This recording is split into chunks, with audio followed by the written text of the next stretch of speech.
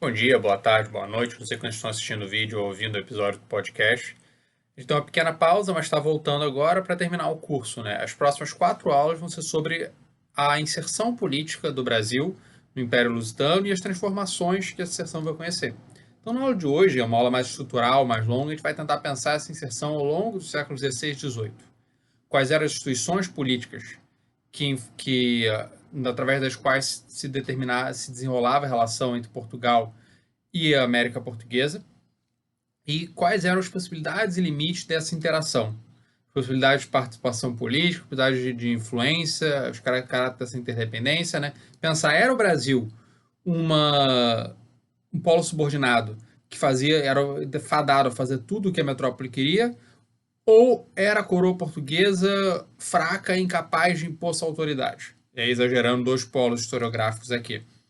Então a gente vai tentar entender esse funcionamento dessa política nesse longo período aqui, do século XVI ao meio do século XVIII. E nas próximas aulas a gente vai discutir as transformações posteriores, as reformas, segunda metade do século XVIII, a conjuração, as conjurações mineira, baiana principalmente, no final do século XVIII, no início da Era das Revoluções, e por último as transformações trazidas pela vinda da família real em 1808. Como tudo isso transformou essa sociedade, essas relações políticas entre a América Portuguesa e o Reino. E aí, como já deu para perceber, é fundamental pensar nessa interação entre Brasil e Portugal. São histórias conectadas. Não dá para entender o Portugal sem entender o Brasil. Porque o Estado português, a coroa portuguesa, a monarquia portuguesa, ela dependia do ultramar. E cada vez mais, depender do ultramar significava depender do Brasil, pelo menos a partir da segunda metade do século XVIII, porque o Brasil aumenta a sua importância no Império Português. Por outro lado, a outra questão é que você tinha uma uniformidade institucional muito grande. Portugal vai exportar suas instituições para o ultramar, especialmente as câmaras municipais, mas em menor escala também as ordenanças, enfim, as tropas militares não pagas, não profissionais, e formas de uma cultura política da maneira que os vassalos se relacionavam com a coroa portuguesa. Então a gente vai tentar entender como é que essa relação entre Portugal e o Brasil se desenvolvia, porque então, o ponto é notar que não dá para separar um do outro. Vou estudar a história do Brasil, não estudar a história de Portugal. Não, a história de Portugal é a história do Brasil e é fundamental para entender a história do Brasil, não só até a independência, mas inclusive depois da independência. Com a volta de Dom Pedro I para Portugal, né, que vira Dom Pedro IV lá, logo depois morre, a relação com Angola até 1850, né, que é o fim, quando é o fim do tráfico, enfim, e a imigração, as influências legislativas mútuas, pelo menos até o início do século XX, enfim. Então, Portugal e o Brasil têm uma relação muito íntima que às vezes é pouco esquecida, né? Se negligencia um pouco a história portuguesa para entender o Brasil. Mas, então, enfim, é isso que a gente vai tentar pensar essa estruturação política do Brasil sempre nessa relação Brasil-Portugal. Outro ponto, que aí, enfim, isso é algo que está presente em algum grau, boa parte da historiografia, mas a historiografia também oscilou muito para discutir a ilustração política, né? Porque você teve autores que vão ver a história política, a história administrativa como a história por excelência, né? Especialmente autores mais tradicionais, século XIX, início do século XX, né? Que vão ver com esse caráter narrativo de narrar as ações dos governadores, ou as revoltas, ou a repressão, enfim, a ação das ações da coroa, como a história por excelência. Então, alguns autores vão enfatizar isso como isso sendo a verdadeira história, e outros vão pegar uma história mais social, que vão dar muito pouca atenção à história política, como o caso, por exemplo, do Gilberto Freire, ou autores mais preocupados com a história econômica. O Caio Prado Júnior até destacou bastante a questão política, mas outros autores posteriormente trabalharam um pouco com ela, na década de 80 e 90, enfim. Então, da mesma maneira, você também tem uma oscilação. Você tem autores que vão enfatizar a coroa portuguesa como muito forte, como o elo, o verdadeiro elo que move essa história do Brasil, né? Você tem Verhagen, você tem o Raimundo Faoro, e você tem autores que vão enfatizar o tempo todo essa fragilidade dessa coroa portuguesa, como novamente o Gilberto Freire. Então você vê como você tem múltiplas interpretações distintas da história do Brasil. dessa história política, né? De como é que se desenrolava a política nessa sociedade colonial. Então a gente vai tentar compatibilizar essas visões e pensar, e a partir, claro, de uma historiografia que nos últimos 20 anos estudou muito a história política e administrativa do Brasil, tentar entender melhor como funcionava essa relação. Isso foi possibilitado, claro, em grande medida pelo avanço, né, da disponibilidade documental, porque qual é o acervo documental por excelência para entender a história do Brasil? É o Arquivo Histórico Ultramarino, de Lisboa, que o Arquivo Histórico Ultramarino ele foi digitalizado graças ao projeto Resgate, e aí você tem uma imensidão de documentação sobre a história do Brasil, a maior parte dela tratando a história administrativa, que está disponível online. Né? Antigamente tinha que ver CD nas universidades, Biblioteca Nacional, mas agora está online no site profissional, você tem lá o Projeto Resgate, enfim, e outras coisas estão no site do Arquivo Histórico Tamarino mesmo, de Lisboa, que você pode ver e entender melhor como funcionava essa documentação, como funcionava essa relação política através de documentação. E isso facilitou que dissertações, teses, livros, artigos fossem publicados numa escala gigantesca nos últimos anos. Isso está ligado também a essa expansão, né, que eu mencionei lá no início do curso, da historiografia profissional, do programa de pós-graduação, a expansão dos departamentos de história, e tudo isso levou a esse avanço, essa pesquisa que permite ter uma visão muito mais completa, né? Claro que nunca vai ser completa, né? Sempre está se avançando, mas uma visão muito maior de como funcionava essa história política. E aí você também tem, claro, se aproveitando os arquivos locais, você tem gente também estuda arquivos, por exemplo, espanhóis, embora esses ainda possam ser muito mais explorados, né? Fundamentalmente para entender o período de 1580 a 1940, que a gente falou algumas aulas atrás, enfim. Então, o ponto é que está se conhecendo muito mais sobre essa história política. E aí, então, aqui a gente vou tentar fazer uma síntese breve, não muito breve, porque eu nunca consigo ser muito breve, dessa discussão para entender essa estruturação política, né, do Brasil. Então, para começar, só um breve panorama, né, desse início da estruturação política do Brasil através das capitanias. Muitas vezes se tem a ideia de que as capitanias foram criadas em 1530 no Brasil e logo depois desaparecem quando vem o governo geral. Mas, na verdade, as capitanias são um fenômeno atlântico de uma duração muito longa, né? Elas são criadas para começar a ocupar as ilhas do Atlântico, como a Ilha da Madeira, e elas vão durar até o final do século XVIII, até mais ou menos 1770, inclusive no Brasil. Então não tem um desaparecimento, né, das capitanias. Elas não são algo temporário que logo some, né? Elas fundamentalmente existiam para você conseguir ocupar territórios sem que a coroa, que sempre tem recursos limitados, pudesse investir. Então ela é uma maneira de você mobilizar recursos privados e, em troca, os donatários, os que recebessem as capitanias, iam ter poderes senhoriais muito significativos. Então você ganharia um estatuto social, você ganharia em prestígio, e você ganharia possibilidade de enriquecimento se você conseguisse realmente ocupar essa terra.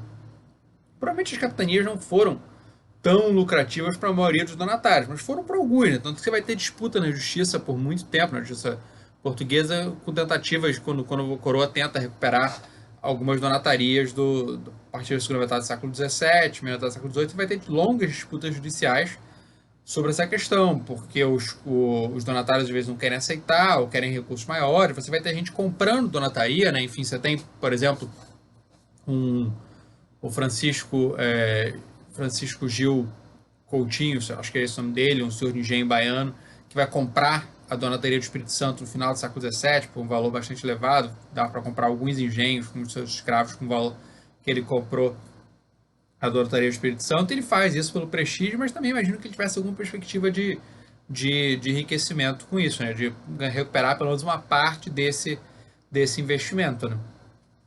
Então, as capitanias, elas têm esse caráter estrutural que é um elemento central para a gente entender a política, que é o fato de que, em razão dos limitados meios que a coroa portuguesa pode dispor, que na verdade a maioria das monarquias na época europeia na maioria das monarquias na época moderna pode dispor, você precisa sempre estar recorrendo aos recursos privados.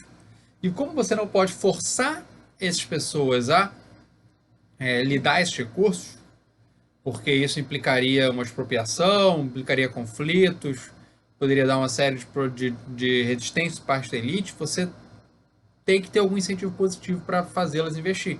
Então, as donatarias e os poderes senhoriais concedidos aos donatários têm essa função, que, como a gente vai ver daqui a pouco, é um elemento estrutural de toda essa relação política entre a coroa portuguesa e as elites da sua monarquia. A gente tem essa ideia, né, de que as capitanias fracassaram, né? E, enfim, em termos de prosperidade, né, muitas fracassaram, tanto que acabaram sendo recuperadas, acabaram sendo reincorporadas pela coroa portuguesa, né? A gente já discutiu isso no início do curso, né, mas só relembrando, fundamentalmente elas fracassaram por causa da incapacidade de lidar com os indígenas, né? As capitanias mais bem-sucedidas foram as capitanias que conseguiram estabelecer um modus vivendi melhor com os indígenas, fazendo alianças com alguns grupos para conseguir resistir aos ataques de outros. E a falta de investimentos existia, era uma questão, e era uma questão reclamada na própria época, né? Aqui, por exemplo, enfim, a gente tem uma citação nesse sentido, né? A carta do Duarte Coelho, né, o donatário de Pernambuco. Outro sim, senhor, dou conta a vossa alteza e lembro que já lhe tenho escrito que proveja e mande a todas as pessoas a quem deu terras no Brasil que venham a povoar e residir nelas, porque assim convém a seu serviço, pois essa foi a condição. Ou seja, ele fez isso, ele foi para o Brasil, ele tá determinando que isso é necessário para que essas capitanias pudessem se desenvolver, né, enfim. Mas o investimento de ir morar não era necessariamente o elemento essencial, né? A questão fundamental era que você estabelecesse essa relação com os indígenas, que dependia, claro, de algum grau de investimento para ter gente capaz de tornar os colonos aliados interessantes, pelo menos para alguns grupos indígenas, dependia de alguma liderança que percebesse a importância disso. Por outro lado, elas ajudaram a manter a posse do território, né, que era uma preocupação muito grande, como a gente vê nessa situação aqui, né, logo do início, imediatamente antes do início da construção das donatarias. Quando lá houver no Brasil 7 ou 8 povoações, estas serão bastante para defender os da terra, que não vendam o Brasil a ninguém, e não vendendo as naus francesas, não vão de querer ir lá para virem de vazio. Depois disso, aproveitarão a terra, na qual não se sabe se há minas de metais, como pode haver, e converterão a gente, os indígenas, à fé. Então, o povoamento fundamentalmente era uma maneira de você conseguir estabelecer, né, o controle do território. E aí você tem algumas representações clássicas das capitanias, né, enfim. Você vê aqui, né, tudo isso retinho, né, mostra como na prática eles conheciam muito pouco de como funcionava, né? É uma coisa muito aleatória, porque você não conhecia o território direito. Então mostra como era muito incipiente esse conhecimento. Recentemente tem esse mapa novo aqui, que quer mostrar como a concessão não era tudo reto assim, e que lá em cima, né, mesmo que não faria sentido, você tem essa concessão dessa outra forma aqui. Mas enfim, isso na prática tem uma relevância um tanto quanto pequena, né? O fundamental é perceber como o próprio caráter reto, independente de acidentes geográficos, enfim, na prática mostra como se conhecia muito pouco do território brasileiro nesse momento, né? Era só uma tentativa de você ocupar esse território. Só que você tem esses ataques indígenas, você tem, ao mesmo tempo, né, as ameaças que o Império está sofrendo, as crises que esse Império Português está sofrendo na Ásia e no Norte da África, e aí, a partir daí, você vai tentar garantir, no final do reinado de Dom João III, a ocupação do território brasileiro através da criação desse governo geral, que deveria garantir a defesa, principalmente contra os indígenas, mas também contra os europeus, que deveria coordenar esse território, essa ação política, né? Deveria coordenar a ação militar, deveria vigiar os donatários, deveria estimular que eles cumprissem os objetivos e também deveria estimular a produção açucareira, que, como a gente viu várias aulas atrás, também virou o elemento fundamental para garantir a ocupação e a prosperidade para a coroa portuguesa do Brasil. Então, o governo geral tem todos esses objetivos. E aí você começa a constituir realmente uma administração periférica da coroa, ou seja, oficiais rédios aqui que, em princípio, obedeciam aos interesses da coroa portuguesa. Você vai ter oficiais de justiça, o ouvidor-mor, né? Você vai ter os oficiais de fazenda, o provedor-mor, ou seja, que são aqueles, você vai ter tropas militares em pequeno número nesse início, né? vai haver um envio de artesãos para construir a cidade de Salvador, enfim, e aí você cria, né, Salvador como coração no meio do corpo, no deserto Frei Vicente de Salvador, para servir como capital, e a partir daí tentar conseguir coordenar a colonização. Mas isso não significa que a partir de 1549 você vai ter um governador-geral dominando tudo. Muito pelo contrário, como a gente vai ver. A ação do governador-geral vai ser importante, mas a ação dos colonos vai ser absolutamente central. Porque o governador-geral, assim como o rei de Portugal, não tinha meios para dominar, para fazer um governo absoluto. Dependia sempre dessa colaboração com os poderes locais. Mas, inclusive, esse pedido ele podia ser um pedido feito pelos próprios donatários e poderes locais. Se com tempo e brevidade Vossa Alteza não socorre a estas capitanias e costa do Brasil, que ainda que nós percamos as vilas e fazendas, Vossa Alteza perderá a terra, pois não está em mais os franceses serem senhores dela. Então, os donatários, os investidores privados estão dizendo, olha, a gente precisa de sua ajuda, mas você também precisa fazer isso para não perder a terra. Então é um interesse mútuo, né? Essa ação da coroa. Não era algo, vou acabar com esse poder dos donatários. Mesmo porque os donatários não tinham nem de longe, né, o mesmo poder que os conquistadores estavam estabelecendo na América Espanhola na mesma época, né? Que isso vai inclusive gerar uma guerra civil no Peru, exatamente por esses anos, né? Com a tentativa de você restringir o seu poder, enfim e tal. Isso não acontecia no Brasil nesse momento. E aqui, dois trechos do regimento do governador-geral, né, que indicam um pouco os seus objetivos. As águas das ribeiras que estiverem dentro do dito termo em que houver disposição para se fazer engenhos de açúcar ou de outras quaisquer coisas, dareis-lhes sesmarias livremente, sem foro algum, ou seja, sem cobrança, né, de uma renda, de um custo. E as que derdes para engenhos de açúcar, será a pessoas que têm oportunidade de os fazer. Ou seja, já tem esse caráter desigual. Você vai dar já para quem tem dinheiro ou para quem tem conexões, né? Como já mencionou isso, enfim. Um exemplo foi a família Garcia Dávila, que certamente estava ligada, né, ao Tomé de Souza, primeiro governador-geral, né, e aí conseguiu terras que vão permitir que eles fossem, durante séculos, os maiores proprietários do Brasil. As ditas pessoas se obrigarão a fazer, cada uma em sua terra, uma torre ou casa forte, para a segurança do dito engenho e povoadores de seu limite. A torre de Garcia Dávila, que inclusive está de pé, né? E assim se obrigarão de povoarem e aproveitarem as ditas terras e águas, sem as poderem vender, nem trespassar a outras pessoas, por tempo de 3 anos. E aí, então a primeira questão é essa questão econômica da ocupação e desenvolvimento da indústria açucareira. Porque a principal coisa, e a segunda agora a questão, porque a principal coisa que moveu a mandar povoar as ditas terras do Brasil foi para que a gente delas se convertesse à nossa santa fé católica. Vos recomendo muito que pratiqueis com ditos capitães oficiais a melhor maneira que para isso ter. E de minha parte, lhes direis que lhes agradecerei muito terem especial cuidado de os provocar a serem cristãos. E para eles mais folgarem de o ser, tratem bem todos os que forem de paz e os favoreçam sempre. E não consintam que lhes seja feita opressão nem agravo algum. Então você já tem, né, nesse momento inicial, uma questão que estava presente, que a gente viu lá atrás na aula de História Indígena, de como tratar os indígenas de maneira diferenciada. Os que forem aliados, você trata bem, ou seja, você não permite a escravização, e os que forem inimigos, não. Enfim, então a questão é perceber como a catequização estava presente como elemento central para a justificativa da expansão imperial portuguesa. E já esse outro trecho de outro regimento, né, do governador-geral em 1678, já mostra como essa questão estava presente, como as capitanias continuam existindo, como as capitanias não desaparecem. Enfim, ele está falando isso em 1678, com 130 anos depois do primeiro regimento do governador-geral. Assim como convém a meu serviço não deixar tomar aos donatários mais jurisdição a que lhes pertence, por supor suas doações, e ter-se nela muita vigilância e advertência, ou seja, assim como você não deve deixar que os donatários fizessem mais do que o rei tinha concedido a eles, assim mesmo, ei por bem que o governador não tome a sua, nem consinta que os ministros, oficiais régios da justiça, fazenda e guerra lá tomem, nem quebrem seus privilégios e nem doações. Antes, em tudo que lhes pertencer, fará o dito governador cumprir e guardar. Então, essa questão do respeito às jurisdições que é um elemento central também.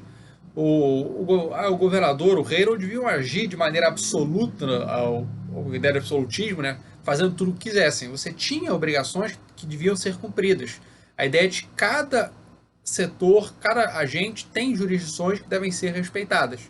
A igreja, os donatários, tudo isso fazia parte do que era uma monarquia corporativa e polissinodal. O que significa uma monarquia corporativa? E a gente tem que lembrar, discutir um pouco isso quando eu falei da aula, quando eu falei de sociedade, né, portuguesa e brasileira na época moderna. A ideia de que a sociedade era um corpo, em que os vários órgãos tinham funções diferentes, a nobreza, o clero, o povo. A mesma coisa também se aplicava à política. A ideia de que as diversas instituições tinham funções específicas e que devia ser respeitada a jurisdição de cada uma delas. Então o rei não deveria se imiscuir nas jurisdições da igreja, por exemplo, nas jurisdições do poder senhorial aristocrático no reino, nas jurisdições dos donatários no Brasil. E os próprios funcionários régios teriam regimentos e jurisdições que deveriam ser respeitadas pelos outros agentes, mas até pela própria coroa. Então essa era uma sociedade, era uma política policêntrica. Não era uma política em que o rei tinha o poder de mandar em tudo. O rei ele tinha a função de preeminência, porque todo mundo se reportava a ele, todo mundo escrevia para ele, ele tinha um poder arbitral de resolver esses conflitos. Mas esses diferentes órgãos políticos tinham um grau de autonomia significativo, que, claro, vai variar ao longo do tempo, enfim. Mas o ponto é perceber como a ideia de um absolutismo, de um poder régio em que o rei faz tudo o que quiser, primeiro que é uma ideia construída no século XIX, fundamentalmente no contexto da Era de Revoluções, na Revolução Francesa, depois dos processos de independência, nas revoluções liberais, enfim. Tudo isso construído entre 1789, né? Menos 76, não foi... essa questão do absolutismo não é um elemento tão marcante na independência dos Estados Unidos, embora lá se falasse do autoritarismo do parlamento, mas a ideia de absolutismo é fundamentalmente uma questão francesa e da Europa Ocidental, da Europa Continental, que depois vai se passar inclusive para a questão do Brasil, pós-1822. Então, o poder régio era muito mais limitado do que aqueles que estavam defendendo as instituições liberais no início do século XIX, da primeira metade do século XIX, vou reconhecer. Então, o rei, isso não significa, novamente, que o rei não era relevante. O rei tinha um papel político significativo. Mas ele tinha que respeitar essas autonomias locais. Ele tinha que lidar com essas autonomias locais de múltiplas maneiras.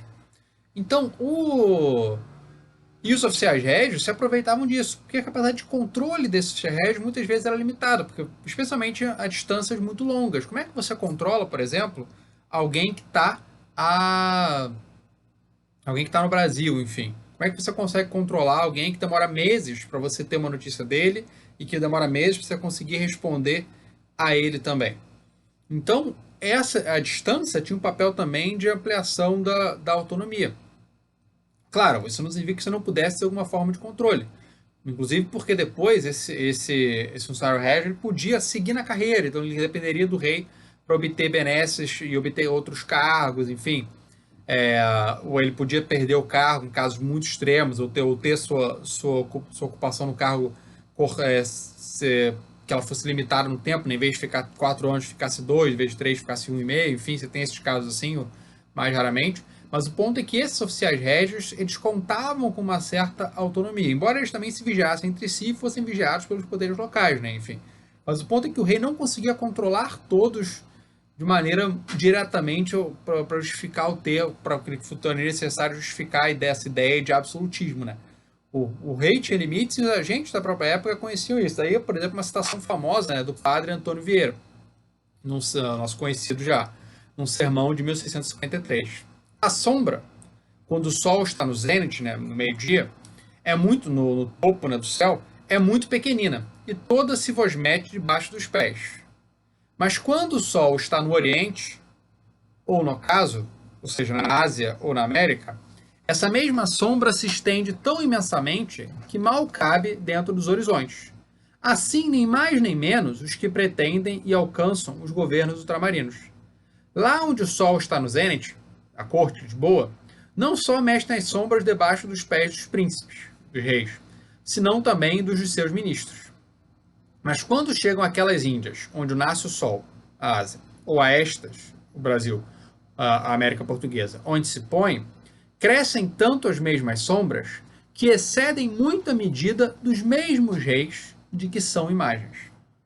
Então, essa ideia de que a distância amplia essa possibilidade de autonomia. Mas aquela possibilidade de autonomia existia também no próprio reino, né? Mas o fato é que você vai demorar meses para ter uma construção de ida e volta, 6 meses, às vezes mais, dificultava, às vezes 9, às vezes até um ano, né? Dificultava ainda mais esse processo aqui no reino, que você podia, às vezes, ter uma comunicação em 2 semanas, um máximo um mês, enfim, dependendo do lugar onde tivesse, dependendo da relevância desse lugar, enfim. Então, tudo isso limitava essa capacidade de controle direto da coroa, né? Normalmente não significa que ela não tivesse a capacidade de influenciar essa entidade. Aqueles que estavam dentro da carreira, que pretendiam ser governadores ou juízes em outros espaços, precisariam manter a boa vontade da coroa.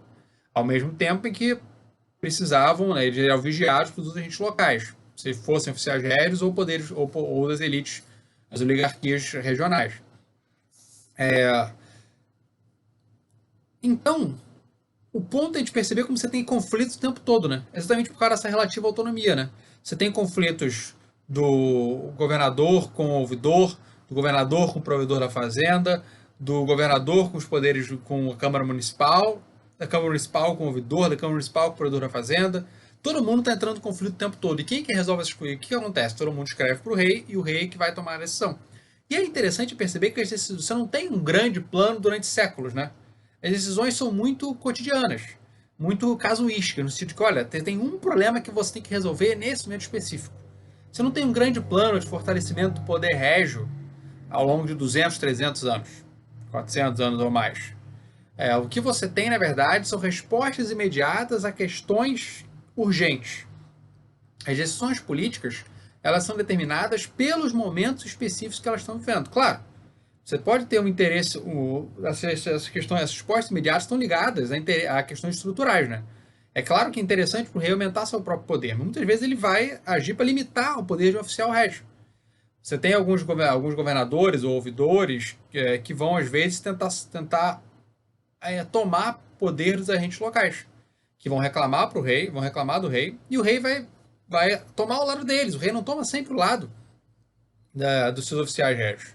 Porque os oficiais régios muitas vezes estão interessados em ampliar o seu próprio poder e não o poder do rei. E para o rei e para a coroa pode parecer melhor você manter um equilíbrio do que se ampliar constantemente o poder da coroa, desses oficiais, que podia gerar conflitos. E essa ampliação do poder desses oficiais régios podia torná-los ainda mais relativamente autônomos em relação à coroa, porque diminuiria a capacidade de vigilância dos outros poderes, dos outros oficiais régios ou do poder local. Então, a gente nota constantes idas e vindas aí. Você tem uma tendência de aumento do poder régio? Tem. Mas é algo muito lento e algo que está sempre sujeito a mudanças dependendo de momentos específicos. E porque no final das contas, você não precisava ampliar uma autoridade exercida de maneira unilateral pela coroa para seguir seus objetivos. No final das contas, uma forma muito eficaz que a coroa portuguesa tinha para conseguir atingir seus objetivos era a chamada economia da mercê. O que é a economia da mercê? É um termo, né, derivado do trabalho pioneiro do Antônio Manuel Espanha e, enfim, desenvolvido pela Fernando Olival. E o que é essa questão? É a ideia de que a coroa, como ela não tinha meios de ação suficientes, ela dependia da colaboração dos seus vassalos. E como é que ela consegue que os vassalos colaborem? Os vassalos vão prestar serviço ao rei, militares, administrativos, e vão escrever ao rei pedindo em troca recompensas. Então o rei pode dar recompensas honoríficas, como os hábitos das ordens militares, né? Temática que eu estudei na minha dissertação de mestrado, né? Então você podia ser isso aí. Então isso aí são insígnia, né, da Ordem de Cristo, tá no Museu de Arte Antiga, né, em Lisboa. Que era uma maneira de você era uma honraria nobilitante, prestigiosa, né? Porque indicava nobreza, indicava uma ascendência nobre, embora você pudesse, claro, escapar isso, indicava pureza de sangue, embora também se pudesse escapar disso, seja mentindo, seja conseguindo uma dispensa, né? Embora isso fosse mais raro, e cada vez mais raro a partir de meados do século XVII, mas eu citei na aula passada, né? O exemplo do Diogo Lopes Ulloa, que era um cristão novo, amplamente conhecido como cristão novo e denunciado na Inquisição, que vai ser uma figura importante politicamente, por isso vai conseguir ser apto à Ordem de Cristo, né? Então, você, além dessas benesses, você podia obter vantagens econômicas, como cargos lucrativos ou como comendas dos órgãos militares, embora isso fosse muito mais raro, né, no Brasil do que em Portugal. Você podia obter, apesar de ser um alcaide mor donatário de uma vila também, enfim, que também tem uma função mais prestigiosa do que econômica. E você também podia obter cargos, né? Enfim, você podia pedir para ser governador de um lugar, enfim. Então, você não. Você tem essa mistura, você escolhe alguém para ser governador, porque você acha que ele tem capacidade para isso, e vai ser capaz, e vai desenvolver os interesses da coroa nesse momento específico, mas também porque você tem que recompensar essa pessoa pelo que ela já fez. Então, se ela vê o cargo dela como uma recompensa, ela também vai usar esse cargo para seu próprio benefício, inclusive seu benefício econômico. Então, isso tudo gera uma certa indistinção entre público e privado, né? Os vassalos, os oficiais régios, usam seus recursos pessoais para produzir serviços ao rei, depois reivindicá-los, e vão ocupar cargos doados pela coroa, temporários ou permanentes. Você podia também ser dono de um cargo, né? Embora isso fosse muito menos comum no Brasil do que na América Espanhola, e geralmente era para carros menores. Você podia até comprar carros também, embora isso nem fosse relativamente raro. Tem alguns estudos mais recentes sobre isso, como o da Robert Stumpf, enfim. Então, não havia essa ideia de que era um cargo público para o bem público. O que havia era um cargo que devia ser usado para o serviço do rei, mas como ele tinha sido obtido por investimentos pessoais, privados, ele também era implicitamente se aceitava que ele fosse usado para o benefício próprio. Então, essa distinção absoluta público-privado, ela não está plenamente definida. Isso não quer dizer que não houvesse a ideia de corrupção. Havia, acusações de corrupção eram comuns, e tinha gente, de vez em quando, presa por corrupção também. Presa ou denunciada por corrupção. Mas o ponto é que a própria ideia de corrupção, ela não estava tão plenamente definida nesse momento. Isso não era uma especificidade brasileira também, a ideia, ou ibérica, né? A ideia, o Brasil é corrupto por causa da herança da colonização ibérica. Não, nessa época a corrupção era amplamente disseminada por toda parte. Você vai ter corrupção em larguíssima escala na França, na Inglaterra, na Espanha, onde você olha, em Florença, onde você olha tem corrupção. Referi só a alguns trabalhos que eu já li falando de corrupção nesses momentos, né? Na verdade, assim, a ideia de que a corrupção, a diminuição da corrupção provavelmente está ligada muito mais ao avanço das formas de participação política mais democrática no século XX e a mecanismos e a construção de mecanismos mais institucionalizados de relação entre o setor privado e o setor público, né? E o Estado no século XX, enfim. Então, a gente tem que também fugir um pouco dessa ideia, Brasil é corrupto por causa dos portugueses, da colonização ibérica, coisa assim, porque na verdade não tem uma diferença tão grande como outros espaços, né? As ideias de corrupção similares você vê a rodo no império, nos outros impérios e na própria Europa também. Enfim, então isso é uma coisa que me incomoda um pouco, né? Eu lembro de um artigo do Janot, o ex-procurador-geral, né? Rodrigo Janot, falando aquele dos enquanto tem bambu tem flecha, uma coisa assim. Assim que ele saiu do cargo de procurador-geral, em 2017, eu acho, ele publicou um artigo na America's Quarterly, em que ele fala sobre isso, a herança ibérica, da corrupção, não sei o que, enfim. Não, isso é uma visão meio preconceituosa e simplista. Na verdade, a corrupção está muito mais ligada, não está ligada à manança cultural, está ligada a mecanismos institucionais e formas de controle, de participação política, e é uma coisa que só muda no século XX. Enfim, os Estados Unidos, na metade do século XIX, são corruptos alucinadamente. Enfim. Então a gente tem que. Ou ideias, eu lembro de ouvir de parente, tio, né? Enfim, não, na China que é bom, não tem corrupção porque fuzila e manda a conta da bala pra família. Enfim, tem tipo lenda urbana, mas tem corrupção adoidado na China também, enfim. E isso gera discussões também, a corrupção é boa para o crescimento econômico, ruim para o crescimento econômico, aí depende também dos tipos de corrupção, enfim. Então, mas aí a gente já sai um pouco da questão. O ponto é que a gente evitar essa ideia de que o Brasil é corrupto por causa dos portugueses, por causa da colonização ibérica, Brasil, América Latina, enfim e tal. A questão é muito mais complexa do que isso. E como é que funcionava essa administração? Aí eu falei da monarquia corporativa no início. Mas tem também, essa mulher tem uma monarquia polissinodal. O que quer dizer isso?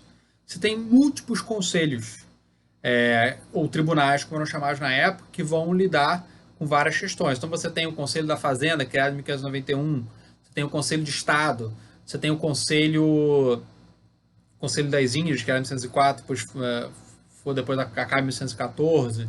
Você vai ter o Conselho de Guerra, criado no final de 1940. Então você tem a mesa de consciência e ordens, né, do início da primeira metade do século XVI, acho que 1532, mesa de consciência, depois de 51 vira mesa de consciência e ordens. E esses vários tribunais vão lidar com questões, cada um com sua questão. Então, por exemplo, se é uma questão religiosa, ela vai para a mesa de consciência e ordens.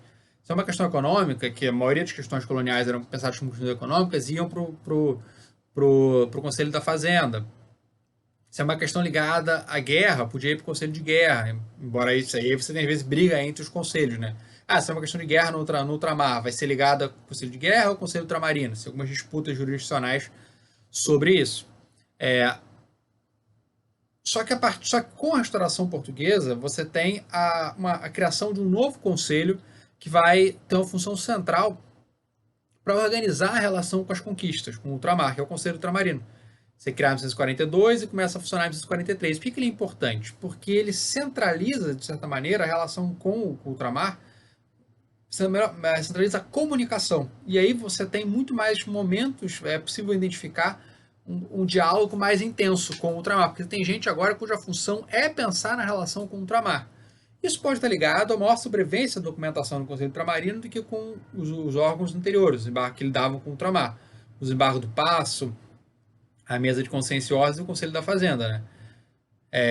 Mas eu já dei uma olhada nessa documentação de 1580 e 1940, né, no mesa de consciência e ordens, o embargo do Paço e o Tribunal e o Conselho da Fazenda, né, e já li os trabalhos que lidaram também com a documentação do Conselho de Portugal, que está em Simancas, para esse período, né, que era da União Ibérica, Simancas na Espanha.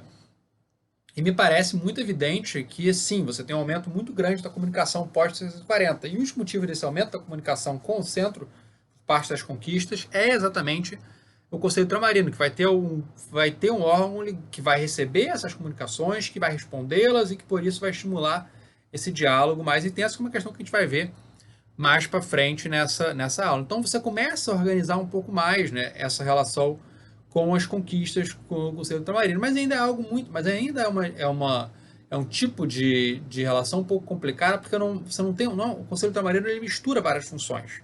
Ele às vezes tem uma função ligada a questões de apelação, um pouco judiciária, não exatamente, mas pulando às vezes tem uma apelação, uma reivindicação que deveria ser resolvida nos tribunais e nos tribunais judiciários que acaba indo para lá. Ela tem uma função decisória, às vezes, embora sempre indo para o rei, e tem uma função consultiva também. Não é à toa que a tipologia documental por excelência do Conselho Ultramarino são as consultas. Eles recebem cartas, notícias, relatos e vão transformar isso numa consulta em que eles resumem a questão para o rei e dão sua opinião para o rei tomar a decisão. E é tudo coletivo, né? São sempre 3, 5 conselheiros que vão discutir o que se deve fazer. Então isso não necessariamente é dos modelos mais eficientes, mas se adequava nessa concepção polissinodal a ideia de que o rei tem que ser sempre aconselhado. Era uma forma de você ter algum tipo de participação, embora uma participação muito restrita, já que os conselheiros eram muito restritos, mas também eles vão levar em conta essa participação dos seus vassalos por todo o império, né, que vão receber essa notícia e vão resumir. E muitas vezes você encontra uma lei que, na prática, boa parte do texto da lei é derivada da reivindicação dos colonos. Então você tem um telefone sem fio, né? Alguém das conquistas escreve uma reivindicação, uma reclamação e reivindica alguma coisa. O Conselho Ultramarino resume essa reivindicação com sua opinião no final.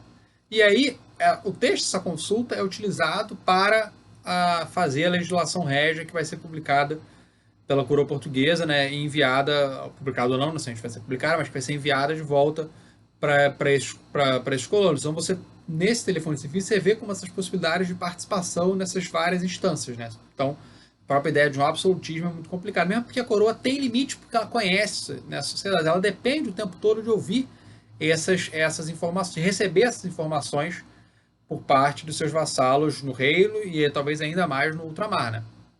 Isso começa a mudar a partir de 1920 e 30, quando você tem a instituição das secretarias de governo, que vão tentar, que aí vão centralizar o poder em secretário a partir de 1636, e isso vai tentar aumentar essa eficiência administrativa, já que não depende tudo de uma discussão entre várias pessoas, você tem mais gente que vai decidir, vai ler e vai falar, olha, vai decidir fazer isso. Então, em vez de tudo depender de uma consulta que vai chegar para o rei, às vezes vai e volta, tem várias discussões, você tem discordâncias internas no conselho, por aí vai. E isso está ligado novamente ao ultramar. Porque onde é que vem o dinheiro que financia esse aumento da capacidade de intervenção monárquica e diminui, por vezes, a necessidade de uma consulta com seus colonos? Ele vem exatamente do ouro, da descoberta do ouro, que está um momento fundamentalmente uma arrecadação nesse momento. Aqui, esse trecho é interessante para pensar que essa autonomia, essa questão da autonomia e corrupção que a gente já falou. É uma reclamação, né, vinda do Brasil de 1585. Os almoxarifes e tesoureiros entram nos cargos sem terem nada, e com eles fazem engenhos e grossos fazendas. Mas isso era necessário, tanto que você pagava realmente pouco. Então, se fazia uma vista grossa para isso, exceto em casos muito exagerados, porque isso era visto como necessário para se conseguir que realmente se pudesse, né, ou atrair pessoas para esses cargos. Aqui a ideia agora é a gente pensar um pouco na. Pera um segundo. Desculpa, achei que a qualidade da imagem estava ruim, fui aumentar a luminosidade. Então aqui a ideia é tentar pensar nos vários agentes políticos que constituem, né, essa relação política entre o Brasil e a relação política, o funcionamento da política na América Portuguesa. A gente geralmente, enfim, é difícil não começar pelos governadores. Você tem o governador geral na Bahia e depois, a partir de 1763, no Rio de Janeiro. E você tem os governadores de capitanias como Rio de Janeiro, Pernambuco, e você tem também os capitães-mores das capitanias menos importantes, como o Espírito Santo, Sergipe, com uma presença política menor, enfim, e tal. Com uma presença, com importância política menor, porque economicamente menos importante. Os governadores gerais, eles tinham uma função mais. Eles tinham, em princípio, você tem essa ideia de que eles vão administrar tudo, mas as dificuldades de comunicação dificultam muito isso. Então, em alguns momentos específicos, eles vão estar em comunicação com os governadores de capitanias. Em momentos específicos, eles vão intervir, especialmente nesse momento inicial, nos 1550, 70, poucos assim, até 80, às vezes, de consolidação da dominação portuguesa no litoral brasileiro. Mas depois eles vão tender a perder um pouco a sua relevância, que vai aumentar posteriormente, né? Que só vai aumentar posteriormente, talvez durante a guerra contra os holandeses, enfim, também, enfim. Então você tem momentos de aumento da ação deles, diminuição. Então você tem eles podem sugerir caminhos para os governadores, enfim, mas na prática o governador geral ele vai estar o grosso da ação de governadores gerais ocorre dentro da sua capitania. A Bahia e depois, no final do século XVIII, o Rio de Janeiro. As interferências de capitanias deles são eventuais e geralmente de um teor limitado.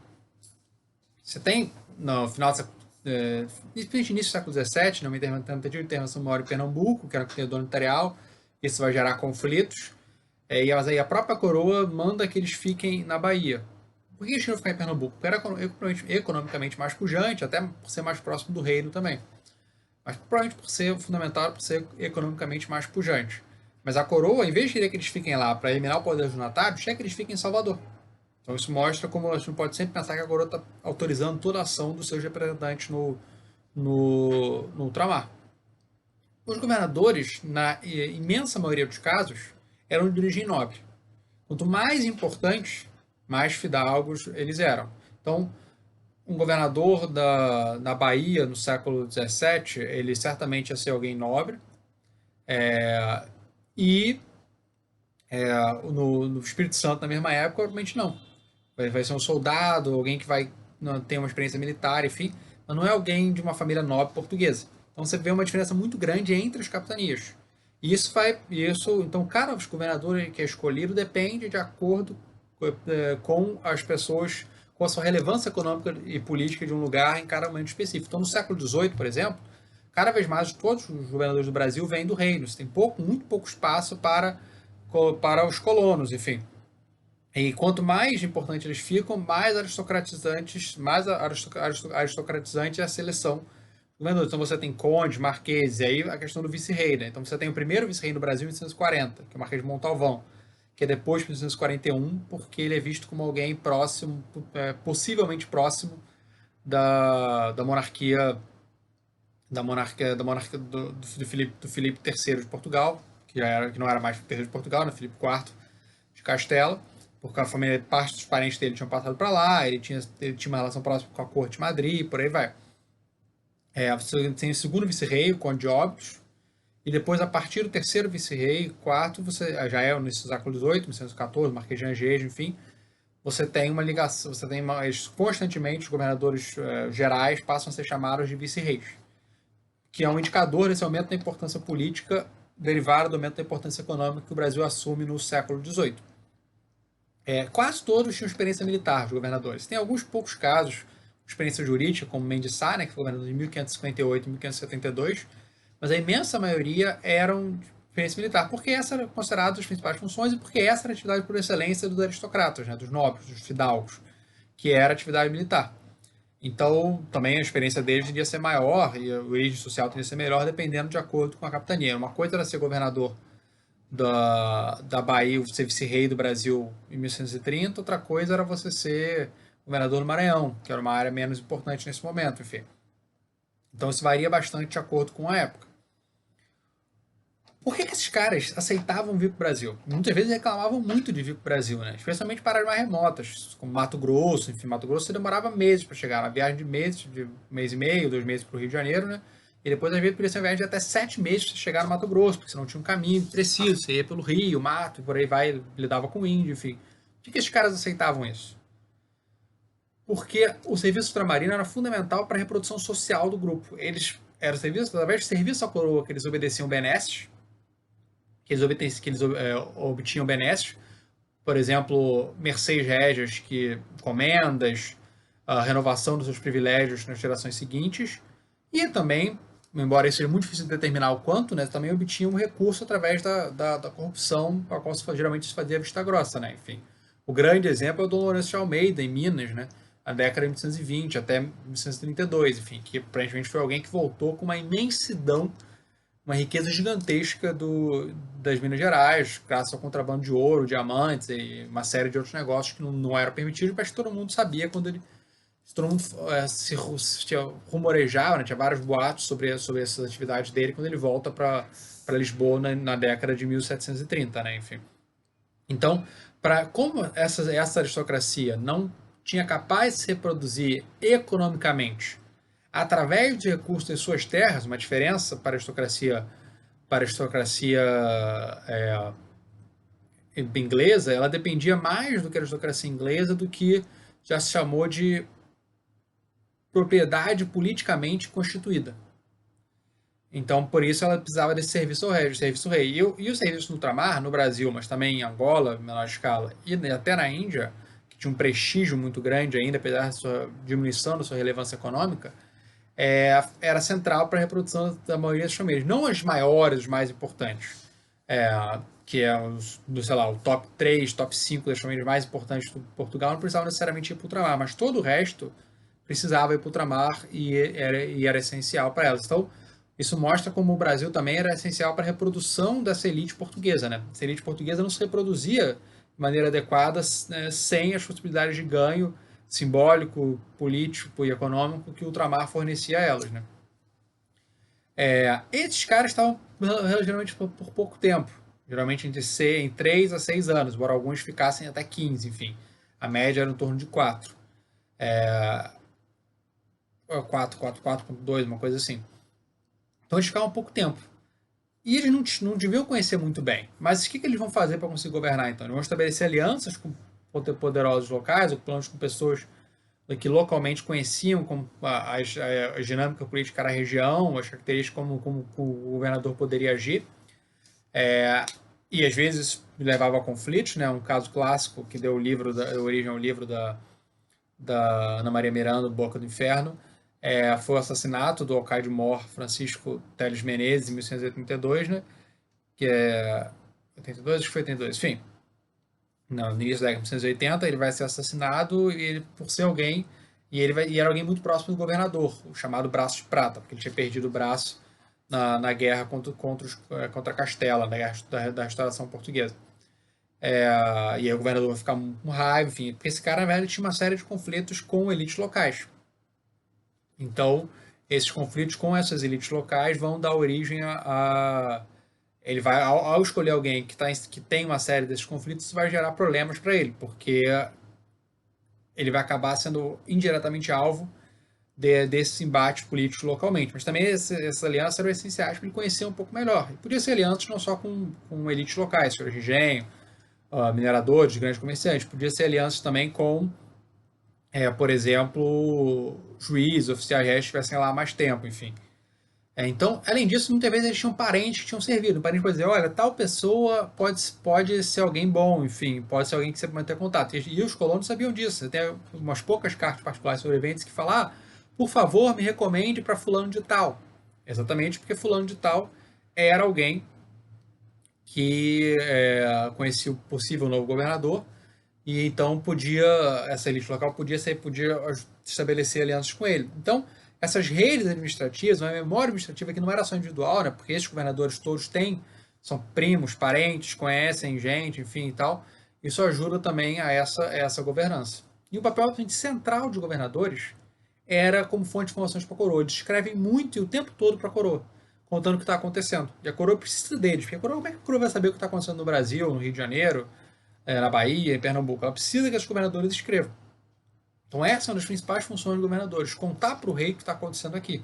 E aí o rei vai julgar isso a partir também das outras informações que recebe. Aqui no Rio de Janeiro, a gente tem o Paço Imperial. Né? O Paço Imperial ele tem esse nome por causa do Império, né? Mas ele foi construído para ser residência dos vice-reis da segunda metade do século XVIII. Né? Um dos principais governadores aqui do Rio de Janeiro, que vai ter uma função, ele não era um governador geral, mas em prática vai ter mais poder que os governadores gerais, vai ser o Gomes Freire de Andrade, que vai governar. Ele tinha servido na Guerra de Sucessão Espanhola no século XVIII, vai governar o Rio de Janeiro e, na verdade, boa parte do Centro-Sul no Brasil entre 1730 e 1763, então, durante 33 anos. Ele vai ser muito central nesse momento do auge do ouro, enfim, tal, dos conflitos no Sul com os espanhóis. Então ele tem um papel mais importante que os vice-reis que vão ser contemporâneos dele, que vão ser vários, vão ficar indo e voltando enquanto ele está lá governando o Centro-Sul, né? Enfim. Então, não necessariamente você ser um vice-rei era mais importante. O Freire de Andrade, para a gente, era mais importante, mais politicamente relevante do que a maioria dos reis nesse momento, né? Inclusive, ele não quis ser nomeado vice-rei para não ir para a Bahia, né? E assim que ele morre, vai se transferir, né, a sede do Brasil, do Estado do Brasil para o Rio de Janeiro, que aí os vice-reis vão estar sediados no Rio de Janeiro após a morte do Gomes Freire de Andrade, né? Então, o governador-geral, ele teoricamente deveria ser o superior dos governadores de capitania, mas na prática isso não funcionava assim, e especialmente menos no século XVIII, quando o Rio vai ganhando importância e a Bahia vai perdendo. Ei por bem que, para evitar as dúvidas que até agora houve entre o governador-geral do Estado do Brasil de Pernambuco e Rio de Janeiro, sobre a independência que pretendiam ter do governador-geral, declarar que os ditos governadores são subordinados ao governador-geral e que hão de obedecer a todas as ordens que ele lhe mandar. Mas, enfim, especialmente no caso do Rio de Janeiro, com a descoberta do ouro e a gradual mudança do eixo econômico, do centro econômico da América Portuguesa, da Bahia para o Rio de Janeiro, para o Centro-Sul, isso tende a perder um pouco de relevância. Esse, né, foi o André Vidal de Negreiros, um colono nascido na Paraíba, que vai ser fundamental na luta contra os holandeses, vai ser um general contra os holandeses, e que por isso vai governar vários espaços, não só no Brasil, vai governar o Maranhão, vai governar Pernambuco e vai governar também Angola. Então você vê essa circulação. E por que ele governa esses vários espaços? Em grande medida porque ele era também alguém considerado capaz de fazê-lo, tinha provado isso, mas também como recompensa por esse serviço dele na guerra contra os neerlandeses. Então, esse século XVII era possível esse espaço, essa ação governamental dos colônios. No século XVIII, com o aumento do Brasil, o Brasil se tornando mais cobiçado, se torna cada vez menos factível. Então, o papel dos governadores não era somente um papel administrativo, de, não, vamos fazer pagar as contas. Isso é a função do provedor mor, do provedor da fazenda. Vamos julgar. Não, isso julgar é papel do ouvidor ou do tribunal da relação. O papel fundamental do governador era político, era servir como uma espécie de intermediário entre a coroa e os vassalos e como uma espécie de coordenação entre os vários oficiais régios. Então ele tinha que negociar com todos esses agentes políticos. E muitas vezes ele podia negociar tomando o lado, né, dos colonos e não da coroa. Falando assim, olha, os colonos pedem, tem razão, é preciso fazê-lo, porque senão não vai dar certo, senão eles podem se revoltar, ou porque esse simplesmente é o caminho mais adequado, e por aí vai, né? Enfim. Então, o papel dos governadores era fundamentalmente esse espaço de negociação, não necessariamente de imposição. Você tem governadores que vão impor em certos momentos, né? Mas isso geralmente tem a ver com muitas questões. Por exemplo, você tem o Diogo Luiz de Oliveira, que vai governar entre 1827 e 35, e ele vai aproveitar o fato que ele tem milhares de soldados, né? Que podiam compor talvez um terço da população de Salvador nesse momento, né, para ameaçar e falar, olha, vocês fazem o que eu quero, ou eu vou soltar os soldados para saquear a cidade, por aí vai, enfim, não chega a fazê-lo, mas ele ameaça, deixa a ameaça uma ameaça que tão pouco velada, é quase explícita, né, numa discussão dele sobre exigindo que a Câmara contribuísse para o financiamento dos soldados. Então você tem alguns oficiais que são mais capazes, alguns governadores são mais capazes de impor, e outros que nem tanto. Mas a maioria, em geral, precisava dessa colaboração. E mesmo os mais autoritários precisavam, pelo menos, da colaboração de algumas elites locais. Novamente, por essa falta de meios de repressão que possibilitasse esse governo. Mesmo as forças militares, né, elas se tornam menos eficazes com poder de repressão. Primeiro, porque elas são relativamente escassas, né, fora dos principais locais. E dois, porque os oficiais militares também vão cada vez mais se inserir nas elites locais, né? Então isso também dificultava a utilização da força militar como uma imposição extrema, enfim. Então, mas o que o governador ajudava a fazer também era transmitir, o tempo todo renovar, né, essa cultura política, esse modelo político em relação com o coroa divino do centro, né? Esses governadores, eles traziam consigo de Portugal maneira de pensar a relação com o rei e ajudavam a transmitir isso. Então eles eram politicamente muito importantes. Por isso, quando morria, era um caos. Quando você teve a morte, em 1875, né, do, do governador Afonso Furtado de Castro Mendonça, na Bahia, né, do governador-geral, isso gera quase uma briga aberta, né, na Bahia entre os diversos grupos que querem ver quem vai ficar no poder, né? Então você tem alguns colonos ficando, alguns moradores, né, ficando no poder, e você tem toda uma discussão sobre isso, né? Enfim, se eles devem ser, se eles devem ser, ou quem deve ficar no poder, enfim. Então esse é um momento muito claro, assim, mais de Pernambuco, no Rio de Janeiro, todos os momentos que você tem alguém que fica, né? Um governador morre por algum motivo, isso gera um conflito muito grande. Por isso, no século XVIII, a coroa vai, nesse momento de reforço do poder régio, ela vai tentar estabelecer um governo interino para impedir, né, que esses colonos ficassem nesse território. Mas o governador não agia sozinho, ele dependia sempre desses outros agentes, desses outros oficiais régios, né? Que muitas vezes estavam por muito mais tempo. Então você tem os oficiais de fazenda, que estavam por cobrar impostos e cuidar da arrecadação e pagar, né, a folha de pagamentos com esses recursos, e a justiça, que era para julgar, o ouvidor na capitania ou o tribunal da relação, né, que vai estar presente, ser criado em 1909, depois é fechado de novo em 1926, depois é recriado em 1952, né, na Bahia, e depois é recriado, você tem o tribunal da relação de novo no Rio de, o novo tribunal da relação em 1751 no Rio de Janeiro, né. que é essa imagem dessa primeira série do Tribunal da Relação. E por que eles são essenciais? Porque eles fazem boa parte dessa função administrativa, né, de lidar esse dia a dia da administração, muito mais que o governador, mas também porque eles também servem de intermediários, porque eles têm uma tendência muito maior a se abrasileirar, a incluir os moradores do Brasil. Ou, mesmo que você não seja um morador do Brasil, a pessoa simplesmente casa com alguém, tem negócios com alguém, enfim. Então, essas instituições também servem, também têm uma função política muito importante, né, de como é que um colono deve se estabelecer de como a coroa deve se relacionar com os colonos. E aí esse papel fundamental que eles têm também de transmissão desse desejo dos colonos. Né?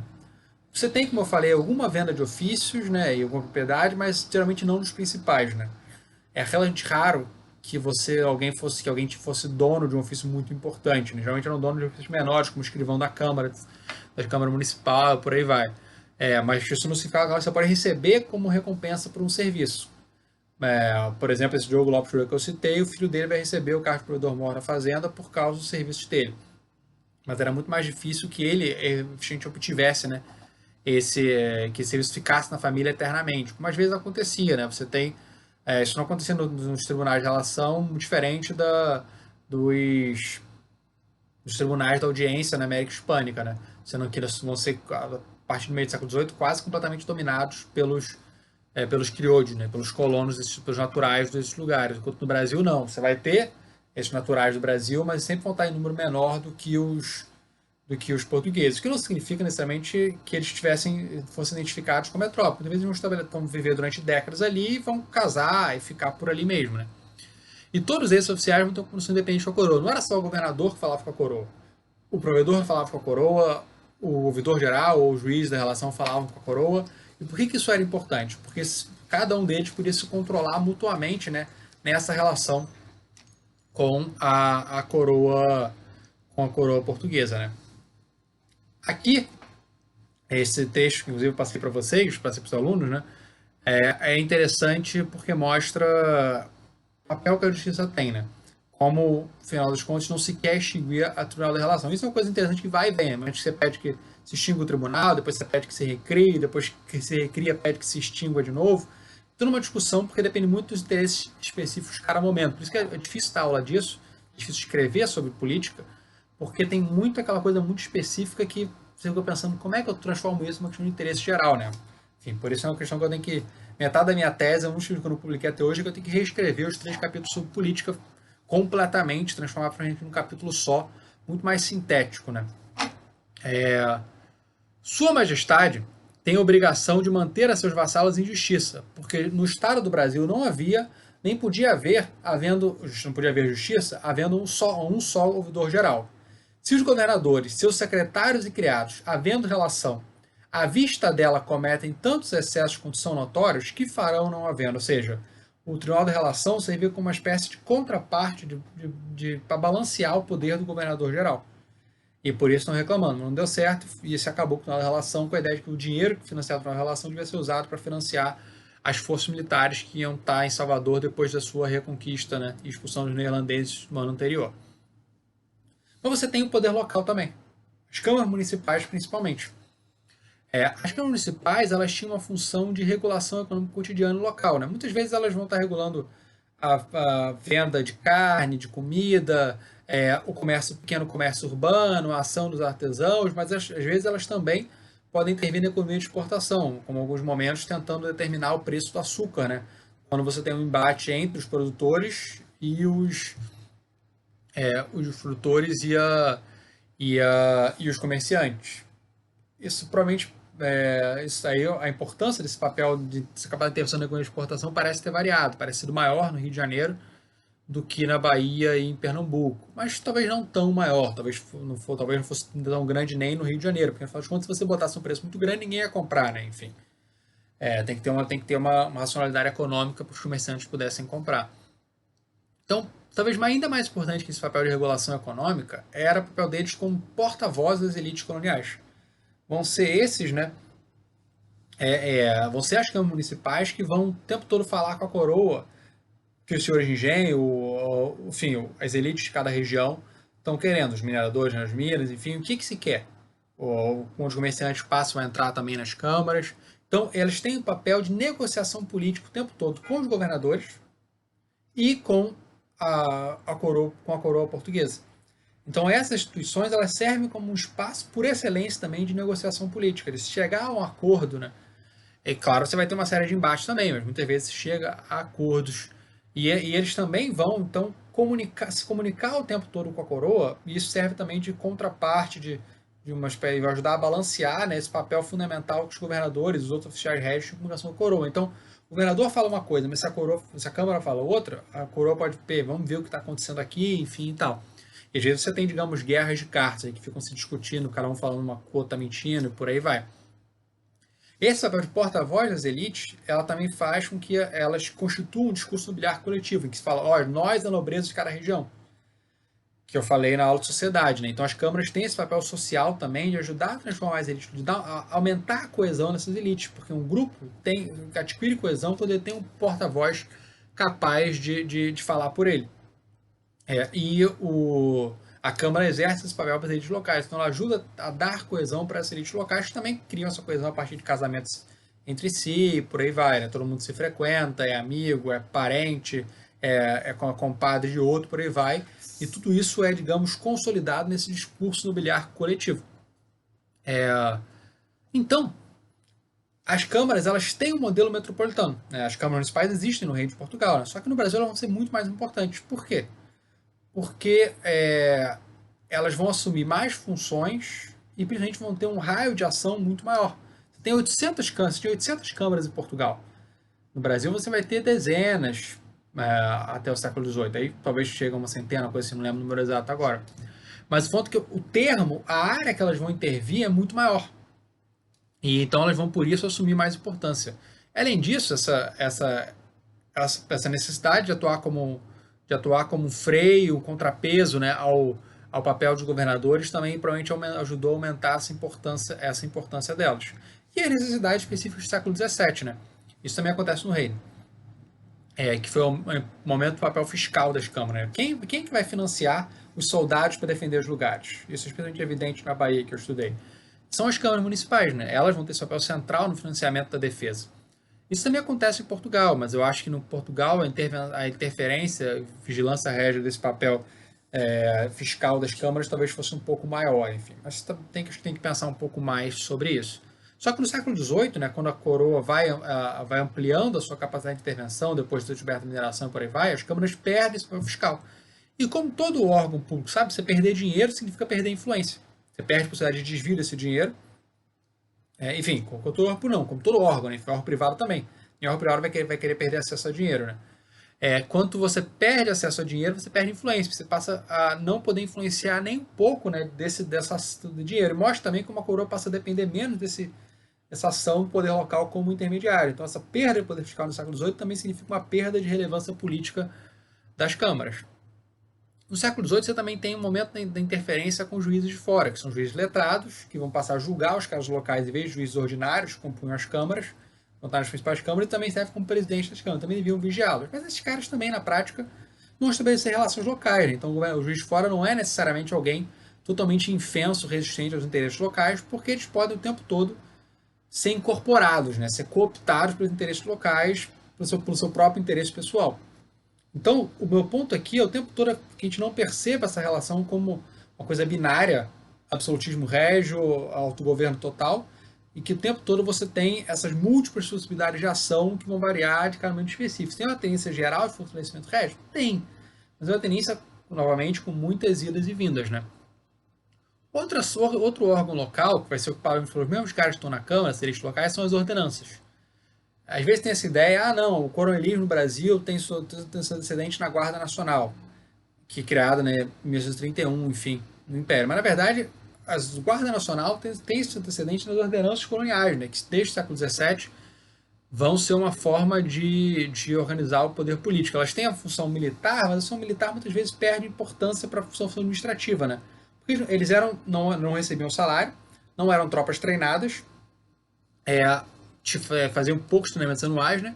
Então, qual era fundamentalmente a função delas? Era seguir ordens da coroa. Por exemplo, o coronel, cobre o donativo, coronel, ajuda a organizar o recrutamento militar e por aí vai. Então elas serviam como uma espécie de auxiliares não pagos para a coroa, os governadores fundamentalmente, em alguns casos também para a Câmara Municipal, que normalmente era o mesmo grupo que estava na Câmara e nas ordenanças, mas também elas ajudavam a historizar a hierarquia social. Quem praticamente sempre estava comandando nos postos no oficialato das ordenanças? Eram os principais senhores de engenho, proprietários, mineradores, homens de negócio de cada região específica, né?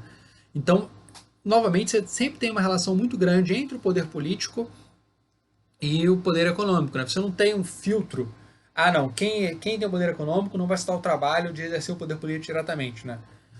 Não, pelo contrário, né? Geralmente as elites no Brasil colonial exercem, as elites econômicas, a classe dominante exerce o poder político diretamente. Senão, o cara não precisa estar necessariamente o tempo todo na Câmara, mas ele vai ter sempre um parente direto, uma coisa assim, atuando na Câmara também por ele, e ele vai estar lá de vez em quando também.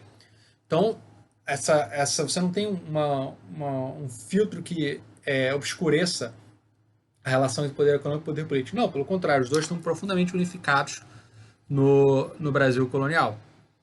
Aí, para ver essa importância política, por exemplo, das câmaras, no Brasil como no Reino, vão ser elas que vão liderar a aclamação quando você tem a troca de dinastia, né? Quando o Duque de Bragança, Dom João, é aclamado como rei Dom João IV de Portugal. Então, a carta que a Câmara de Salvador envia para as câmaras do Sul, né, principalmente o Rio de Janeiro, mas também São Paulo, né, pedindo que elas aclamem o rei de Portugal. Pedimos a vossas mercês, com a confiança de ser esta terra, Salvador, cabeça deste Estado, que sigamos o mesmo estilo que no reino se usou, sendo tão geral a conformidade e conhecimento do rei, do que em nenhuma parte foi necessária violência para com isto, ter todo este Estado, merecimento e confiança para esperar do rei, nosso Senhor, as mercês, rei nosso, as mercês de sua grandeza e amor paternal, de verdadeiro rei e senhor nos assegura. Tem uma ameaça implícita de violência, mas também tem a questão, olha, nós já reconhecemos o rei, reconheça também, enfim. Então você vê como esse papel político da Câmara é fundamental nesse momento crítico, né, de transição de uma dinastia para outra, né? Aqui é a casa da Câmara de Mariana, e aqui a correspondência régia, né, é entre Salvador e a coroa, né? Então você vê como tem um grande aumento imediatamente pós 1981, né? Isso aqui no final dos últimos 40 anos, né, de 60, né, da monarquia dual, monarquia da União Ibérica, e aqui depois você tem esse grande aumento, né? Enfim, a Câmara é esse maior primeiro, e depois a correspondência da coroa também chega mais ou menos perto dela, né? Enfim, só que fica muito difícil de ver para oscilações anuais, você vê como varia bastante. Então eu botei esse segundo gráfico aqui, que é a média anual por decênio, né? Por década das cartas da Câmara, né? Enfim, então a média decenal das cartas da Câmara e da Coroa em cada momento, né? Enfim, então é interessante perceber aqui, né, como você em um momento grande aumenta a comunicação, que se para num nível bastante elevado no final do século XVII, mas começa a diminuir, né, no final do século XVII, no século XVIII, enquanto as cartas da Coroa até aumentam. O que provavelmente indica uma diminuição da iniciativa das câmaras municipais e sua relativa perda de importância, quando eles perdem o controle de parte da fiscalidade, por aí vai, enfim. E já isso aqui são os principais temas, né? Então, qual é o tema central da comunicação? São os donativos, ou seja, essa fiscalidade é administrada pela coroa. Em segundo lugar, a administração, relação com os governadores principalmente, mas também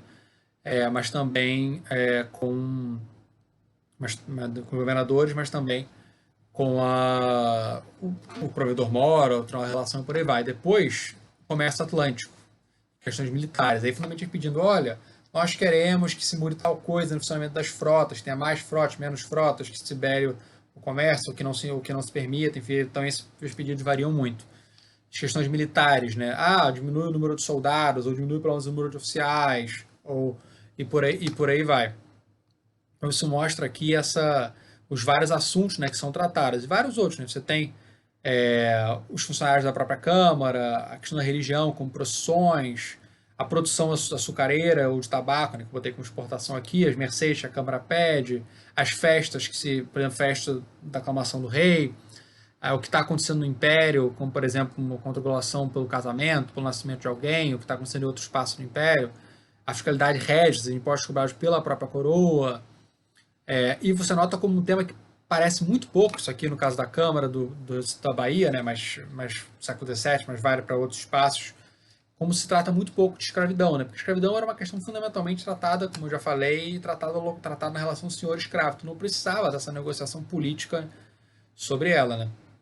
Então, a ideia da fiscalidade é que isso é algo oferecido pelos colonos. Então, a própria ideia de donativo, de dado, um dom, né?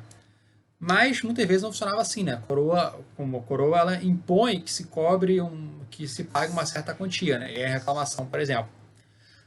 Não ser possível, sem que pereçamos de todo, contribuímos com mais de 40 mil cruzados em cada ano. E com ser a metade menos que violentamente se nos distribuiu, violentamente, né? Então, em vez de ser algo consensual, é uma imposição. Nos parece impossível, pela experiência, pagar os 80 mil cruzados que o governador-geral queria que pagassem. É conveniente ao serviço de Vossa Majestade ser proporcionada a contribuição com a nossa possibilidade, porque deste modo podemos continuar no serviço de Vossa Majestade com o amor e a lealdade que nossos corações desejam.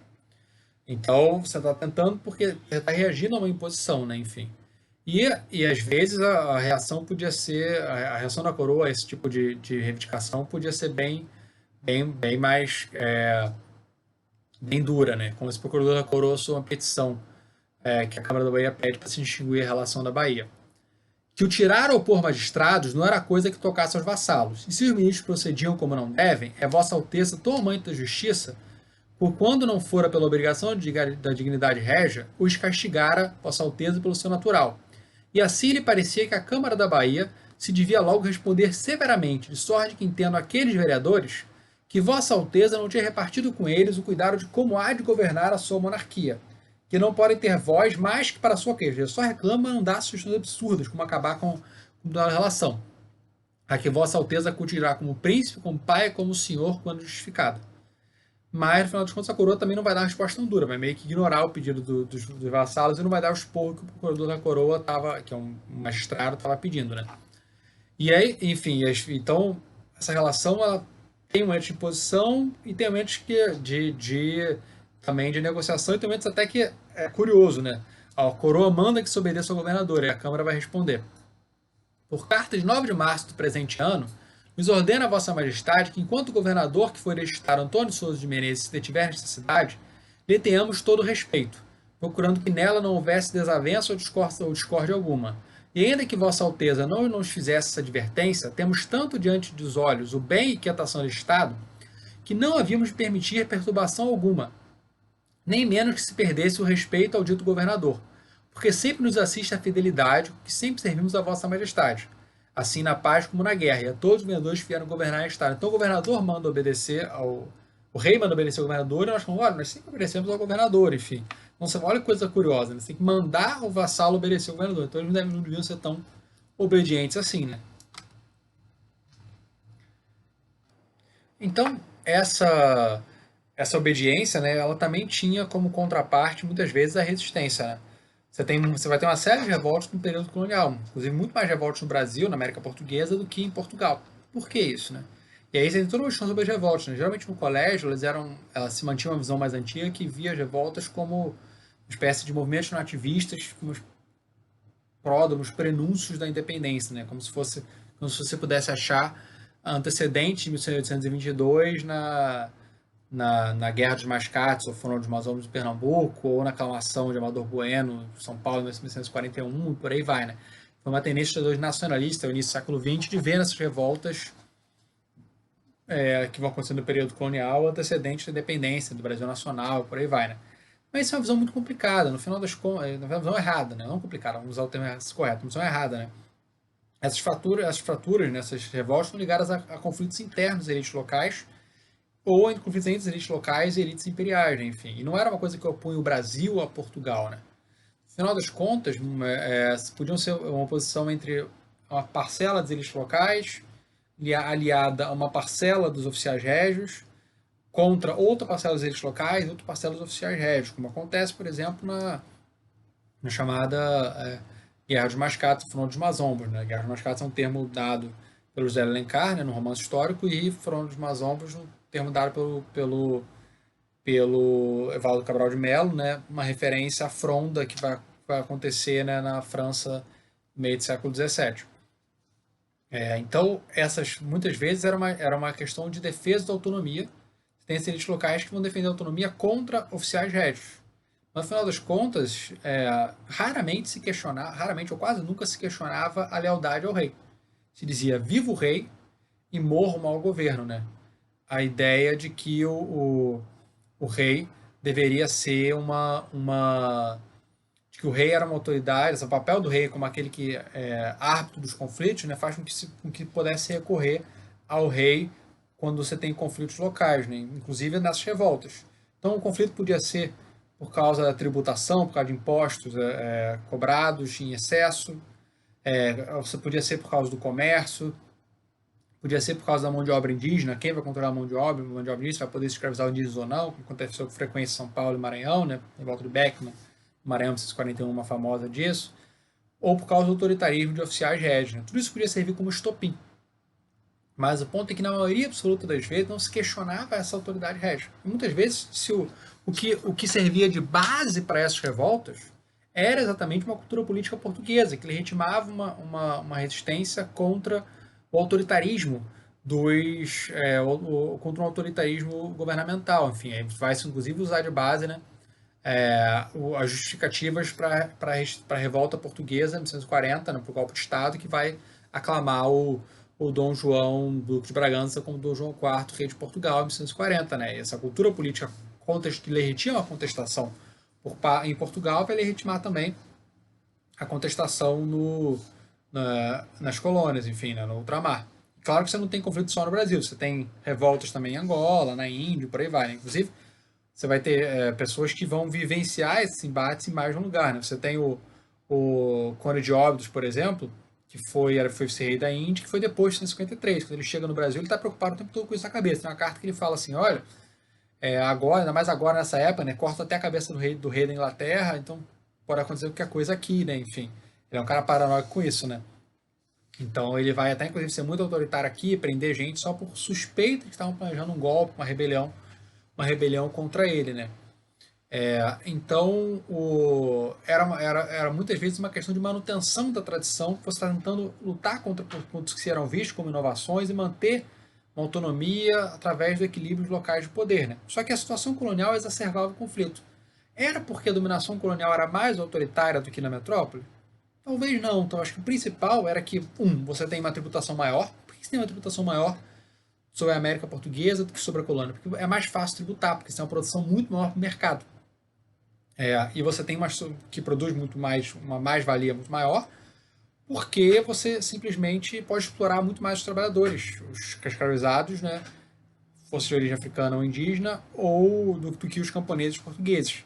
Então você tem uma produção maior, consequentemente pode ser mais taxada e isso aumenta os conflitos. E você tem outras questões que não existiam em Portugal, como o controle da mão de obra indígena. Além do fato que você tem uma administração periférica da coroa muito mais presente. Né? Você tem os governadores que geralmente não têm um equivalente. Tem governadores de armas do reino, mas não tem geralmente um papel político tão importante quanto os governadores ultramarinos no Brasil. Então não é que exatamente a colônia fosse mais explorada por ser colônia. A questão é que a situação colonial implicava nisso, uma produção maior, produção para o mercado, portanto mais impostos, e isso gerava mais conflito. A existência desses subalternos que gerava essa disputa pelo controle da mão de obra indígena, que vai gerar revolta na Bahia em 1909, 10, 11, né, que vai gerar revolta em São Paulo em 1940, que vai gerar revolta no Maranhão em 74, vai gerar em 1960 e vários outros contextos. Então, mas o protesto em geral era uma parte do jogo político. Por isso a coroa raramente vai punir muito duramente, né? Você vai punir alguns, mas você vai soltar outros, né? Muitas vezes os oficiais régios vão ser mais duros na punição do que a própria coroa, né? Então você teve alguns raros momentos que se fala de uma troca de soberania, né? Talvez na guerra em Pernambuco, 1910, 11, no Rio de Janeiro, 1960, várias ideias, não, pode ser que a gente troque, né, para um outro soberano, enfim e tal. Mas uma ideia de independência era quase impensável, porque você não tinha tido uma independência antes, né? Enfim, é difícil ter o primeiro momento a ter essa ideia, ainda mais nesse contexto talvez pré-difusão das ideias ilustradas, iluministas e por aí vai, enfim. Então, esses protestos, eles geralmente eles defendem que sim, que são leais ao rei. Uma questão ainda que eu acho que precisa avançar mais na historiografia, né, é qual o papel da plebe, né? Porque boa parte desses conflitos, dessas rebeliões, foram liderados pelas elites locais. A plebe muitas vezes se mobiliza por insatisfações econômicas, né?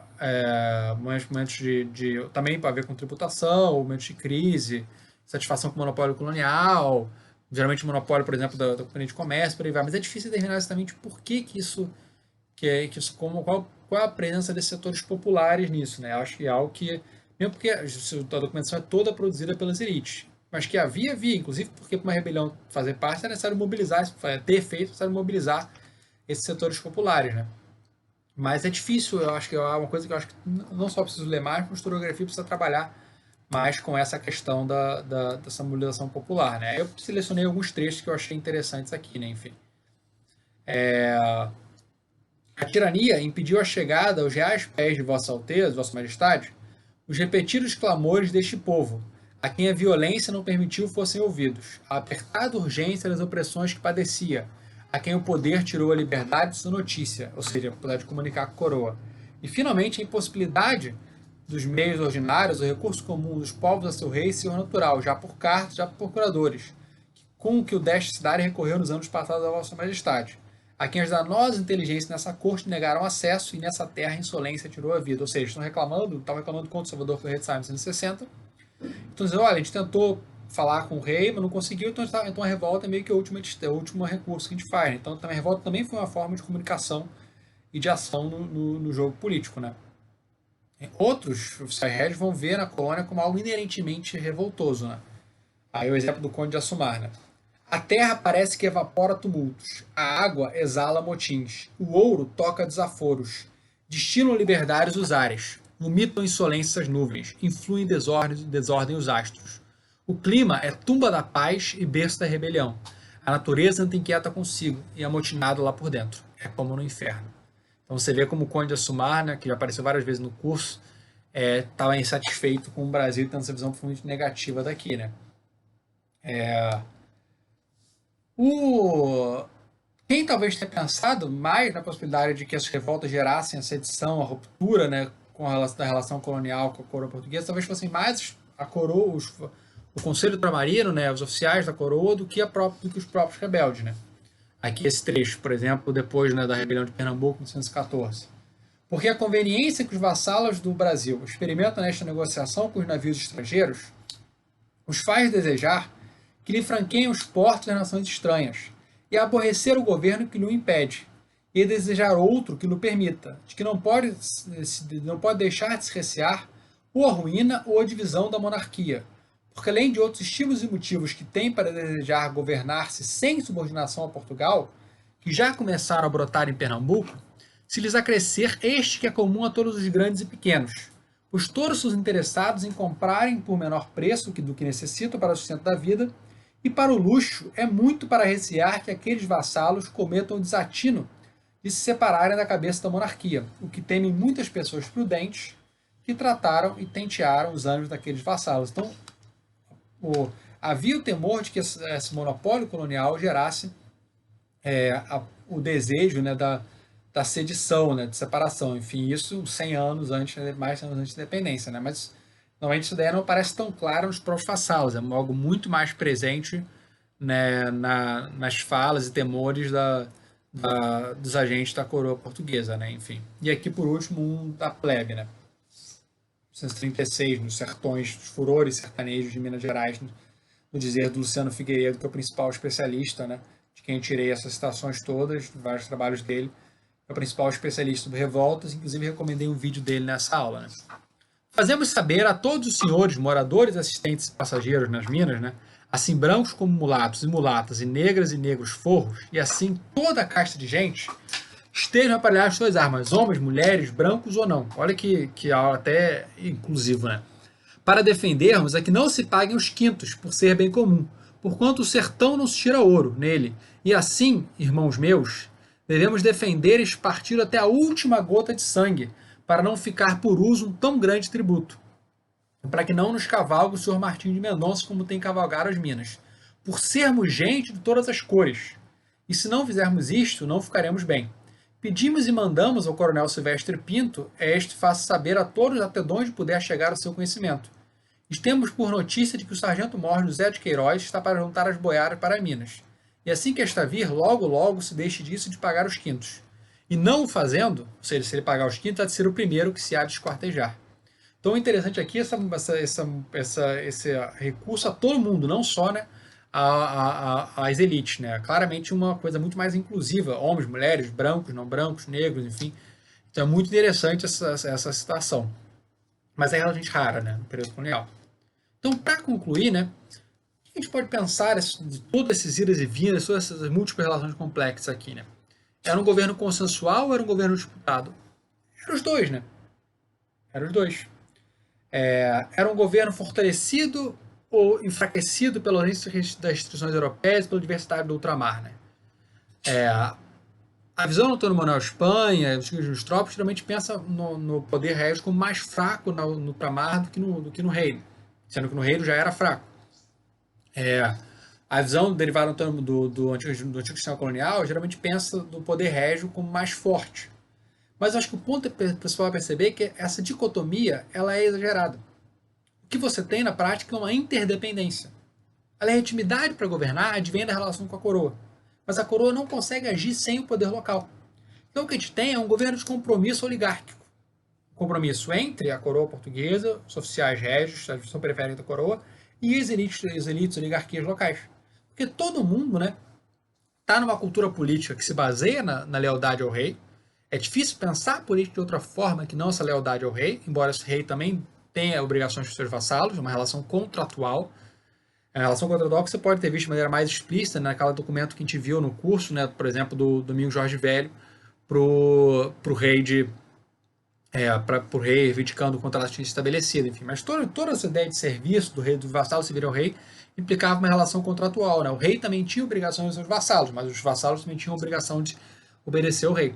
Então, a coroa favorece que o poder local seja elitizado. Ela não quer uma participação, ela quer, como no reino, oligarquias dominando, porque ela pode negociar com essas oligarquias.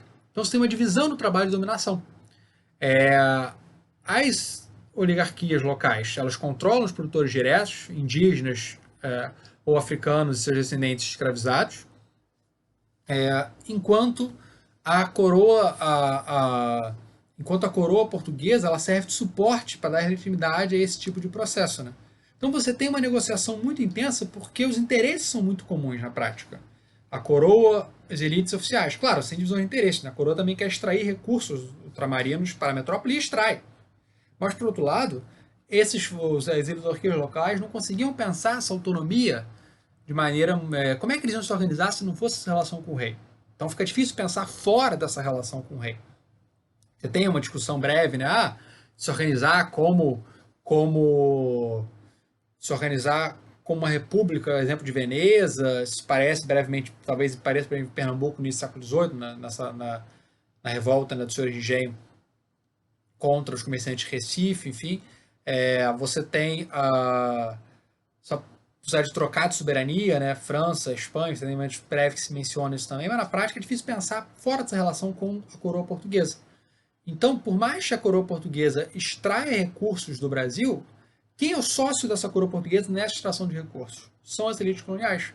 Então vai demorar, se possível, pensar como essas elites poderiam se governar sem dividir esses recursos com a coroa portuguesa, porque se achava que se precisava disso. Então, no fim das contas, todo mundo queria produzir para exportação, para lucrar com isso, né? E queria o controle dos subalternos. E isso é uma diferença muito grande em relação à Europa, né? Porque os subalternos eram etnicamente distintos, indígenas ou africanos e seus descendentes, e eram submetidos ao trabalho compulsório da escravidão, também diferente da Europa.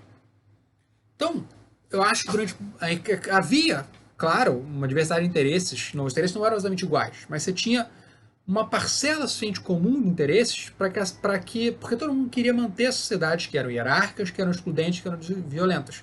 Então, a política colonial é uma política oligarca feita para manter essa estrutura social escravista.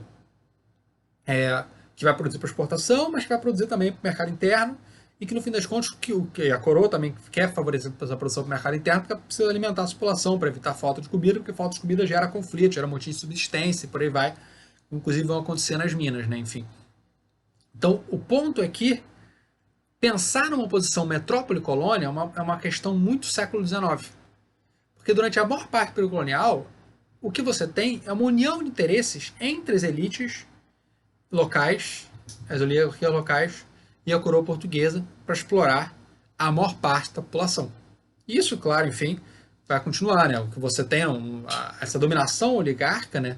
Ela é um fator estrutural na maioria da sociedade, certamente na sociedade brasileira, inclusive pós-independência, né? Enfim, o que você tem o tempo todo são renegociações dessa relação entre as oligarquias locais e o poder central. Mas aí também já é outra história. E nas próximas aulas a gente vai ver como isso se desenvolve no pós, na segunda metade do século XVIII e início do século XIX.